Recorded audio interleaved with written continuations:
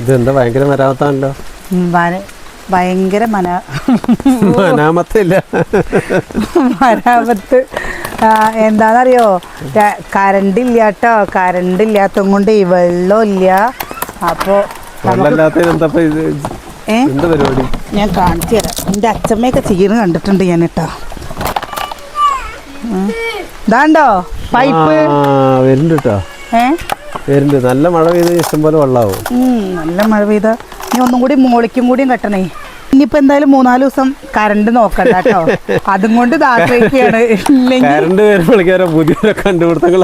ഇത് പുതിയ കണ്ടുപിടുത്തൊന്നുമല്ല, ഇത് പഴയ കണ്ടുപിടുത്ത. കണ്ടോ